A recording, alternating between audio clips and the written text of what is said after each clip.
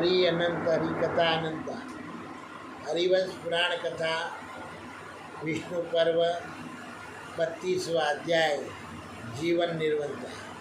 श्री कृष्ण का कंसवध के लिए पश्चाताप पूर्वक उसके औचित्य का समर्थन, उग्रसेन का श्री कृष्ण को सर्वस्व समर्पण के पश्चात कंस का अंत्येष्टि संस्कार करने के लिए अनुरोध, श्री कृष्ण का उन्हें समझा बुझाकर राज्य पर अभिषेक करना और समस्त यादवों के साथ जाकर कंस आदि का अंत्येष्टि संस्कार करना। वेशभाई जी कहते हैं, जन्मजय राजा उग्रसेन पुत्र शोक से संताप हुए दुखी होकर श्री कृष्ण के समीप गए। उस समय वे इस प्रकार लंबी सांस खींच रहे थे और मानो उन्होंने विष पी लिया हो। उन्होंने देखा पिता के घर में श्री कृष्ण यादवों से घिरे हुए बैठे हैं और कंस के निधन से मलिन मुख को पश्चाताप करते हुए चिंता मगन हो रहे। वे कंस की पत्नियों के बहुतेरे करुण विलाप कर सुनकर उस यादव समाज में अपनी निंदा करते हुए बोले, अहो, मैंने अत्यंत अविवेकी के कारण रोषवश दोष का ही अनुसरण किया और इस कंस का वध करके हजारों स्त्रियों को विधवा बना दिया। साधारण मनुष्यों को भी स्त्रियों पर दया हो जाती है, परंतु मेरे द्वारा अपने पति के मारे जाने पर जो इस प्रकार आर्त होकर रो रही है, उन रानियों के प्रति केवल पश्चाताप प्रकट करके मैं अपना शोक प्रकाशित कर रहा हूँ। इन भोली भाली स्त्रियों के विलाप को सुनकर तो यमराज के हृदय में भी करुणा का संसार हो सकता है। मैंने तो पहले से ही यह निश्चय कर लिया था कि कंस का वध ही श्रेष्ठ है, जो सदा पापों में तत्पर रहने के कारण साधु पुरुषों की दृष्टि में भी उदजनीय उद्यंग में डालने योग्य हो गया। संसार में सदाचार गिर गया हो तथा सब लोग जिसे विदेश रखने लगे हो, ऐसे मंदबुद्धि पुरुष का मर जाना ही शेष करिए। वही उसे कलेश से छुटकारा दिलाने वाला है, जीवित रहना नहीं है। कंस सदा पापों में ही लगा रहता है। साधु पुरुष भी उसे दुष्ट समझकर उसका आदर नहीं करते तथा वह सबका अधिकार पाकर और पतित हो गया था। अतः उसके जीवन पर क्या दया हो सकती है। तपस्वी पुरुषों को जो स्वर्ग लोक में निवास प्राप्त होता है, वह उनके पुण्य कर्म का ही फल है। पुण्य आत्मा पुरुष इस जगत में भी यशस्वी होता है और स्वर्गवासी देवता भी उसे सादर ग्रहण करते हैं। यदि सब लोग संतुष्ट हो, सारी प्रजा धर्म में तत्पर रहे और मनुष्यों की केवल धर्म में ही प्रवृत्ति हो, तो राजा को अन्याय छू भी नहीं सकता। यदि राजा इस लोक में दुष्ट वृत्ति वाले पुरुषों का दमन करे, तो परलोक में धर्मराज उसे उसका फल देते। संपूर्ण लोगों को धर्म उसके फल स्वरूप सुख की प्राप्ति ही अभिष्ट है। इसलिए उनमें रहने वाले पुरुषों को परलोक में सुख देने वाले पुण्य कर्मों का ही अनुष्ठान करना चाहिए।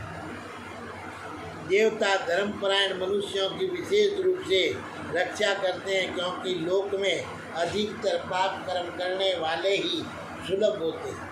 अतः मैंने जो इस कंस का वध किया, इसे आप लोग ठीक समझें, क्योंकि ऐसा करके मैंने उसके पाप कर्म का मूलोच्छेद कर डाला। इसलिए इन समस्त शोकाकुल नारियों को आप लोग सांत्वना प्रदान करें और मथुरापुरी के नागरिकों को एवं शिल्पियों तथा व्यवसायों को भी समझा बुझा कर धीरज बंधाओ। जब श्री कृष्ण इस प्रकार कह रहे थे,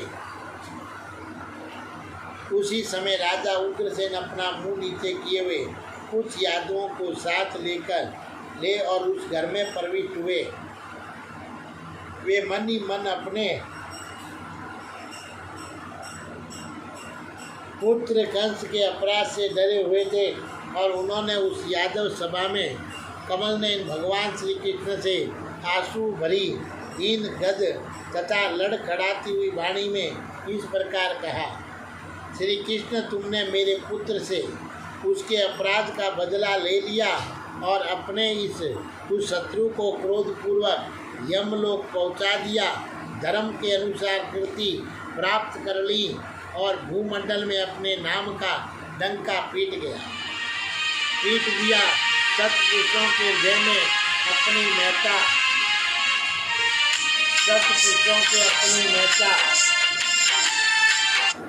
सत्पुरुषों के अपनी महत्ता हृदय में अपनी महत्ता स्थापित कर दी और शत्रुओं को भयभीत कर दिया। यदुवंश की जड़ जमा दी और युद्धों को अपने ऊपर गर्व करने का अवसर दिया। सामंत राज्यों में तुम्हारा प्रताप प्रकाशित हो गया। मित्रगण तुम्हें अपनाए और भूमंडल के राजा तुम्हारा आश्रय देंगे। चारण तुम्हारा आश्रय लेंगे। प्रकृति प्रजा मंत्री आदि तुम्हारा अनुसरण करेगी। ब्राह्मण लोग तुम्हारी स्तुति करेंगे, तुम्हारे गुण गाएंगे और संधि विग्रह के कार्यों में प्रमुख रूप से भाग लेने वाले मंत्री तुम्हें प्रणाम करेंगे।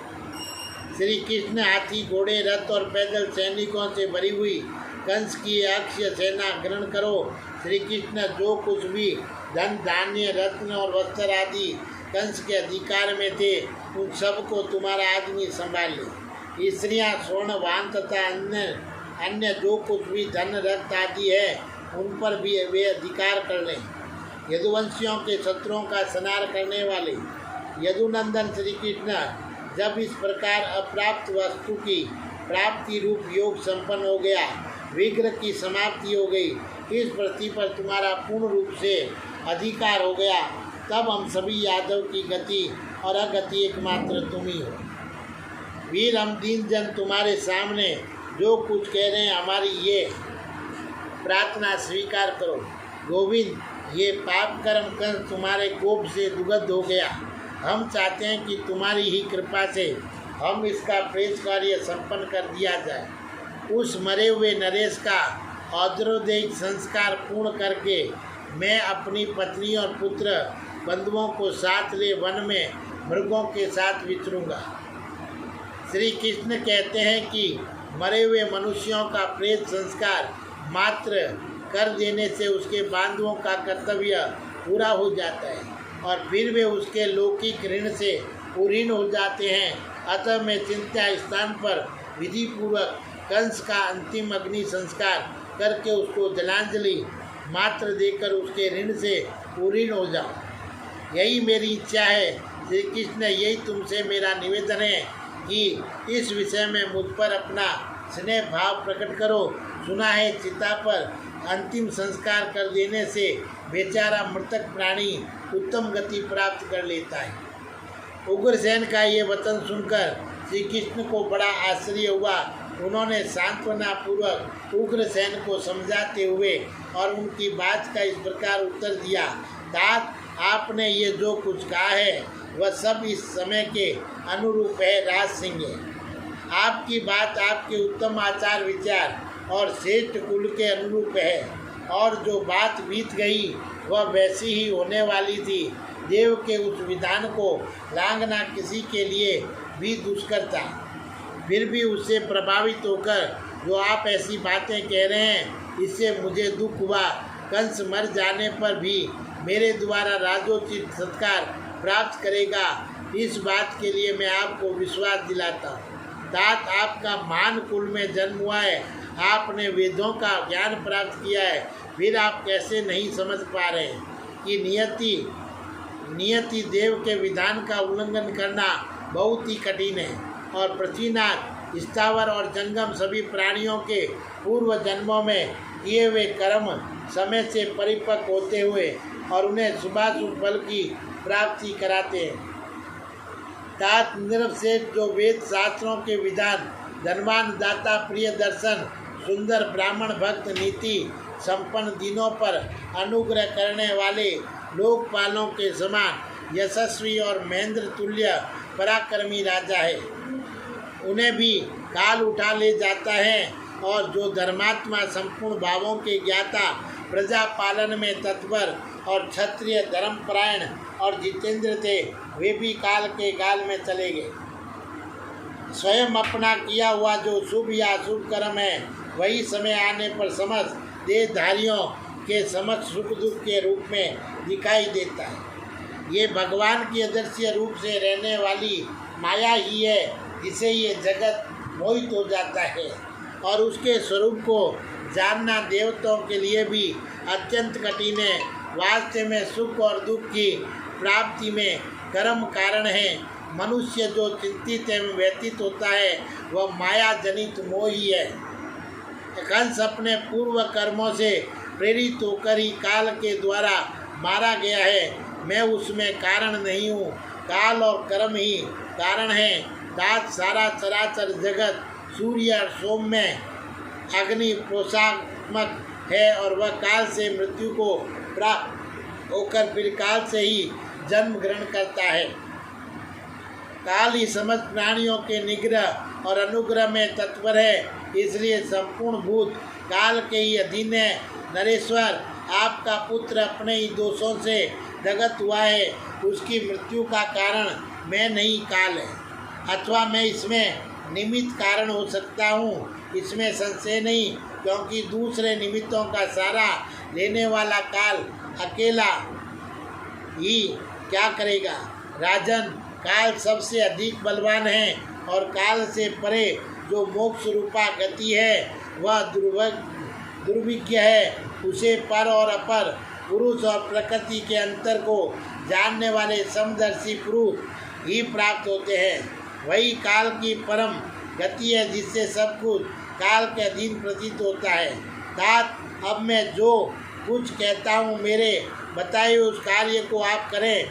नरेश्वर, मुझे राज्य से कोई प्रयोजन नहीं है, ना तो मैं राज्य का अभिलाषी हूँ और ना राज्य के लोभ से मैंने कंस को मारा ही है।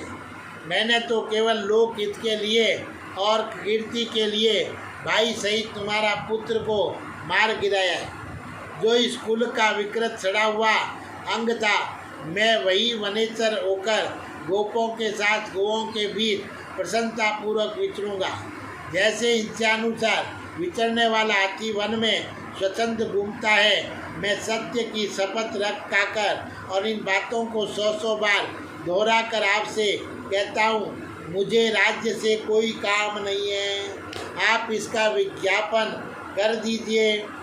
आप यदुवंशियों के अगण्य स्वामी तथा मेरे लिए भी माननीय हैं, अतः आप ही राजा हो। निरवशेष, आप अपने राज्य पर अपना अभिषेक कराइए। आपकी विजय हो। यदि आपको मेरा प्रिय कार्य करना हो अथवा यदि आपके मन में मेरी ओर से कोई व्यथा न हो तो मेरे द्वारा लौटाए गए इस राज्य को दीर्घकाल के लिए ग्रहण करें।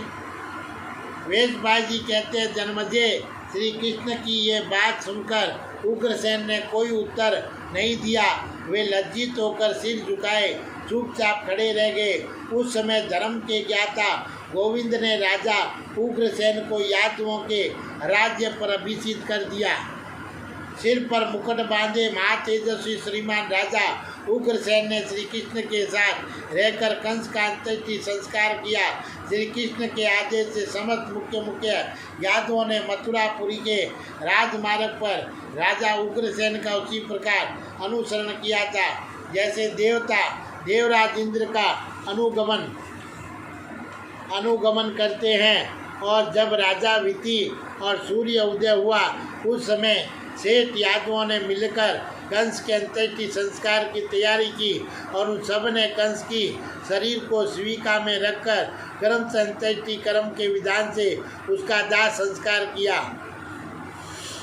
और राजकुमार कंस का शव पहले यमुना जी के उत्तम तट पर लाया गया, फिर यथोचित रीति से मृत्युकालिक चिताग्नि के द्वारा उसका सादर अंत्येष्टि संस्कार किया गया। उसी प्रकार श्री कृष्ण सहित यादवों ने उसके भाई महाबाहु सुनामा का भी दाह संस्कार किया। विष्णु और अंधक आदि कुलों के लोगों ने उन दोनों के लिए जल दान किया और बारंबार ये कहा ये जल प्रेतों के लिए अक्षय हो। श्री हरि तथा नरसेन उग्रसेन ने श्राद्ध में कंस के उद्देश्य से ब्राह्मणों को 10 करोड़ स्वर्ण मुद्राएं बहुत सी गौएं, रत्न, वस्त्र तथा नगरों जैसे सम्मानित ग्राम दिए। बारंबार विप्रों से ये कहा, हमारा दिया हुआ ये दान उस दिवगत आत्मा के लिए अक्षय हो।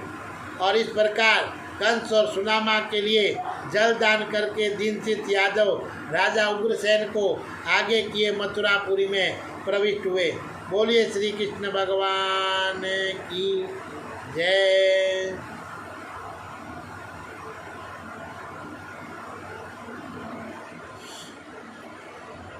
हरे राम राम राम सीता राम राम, हरे राम राम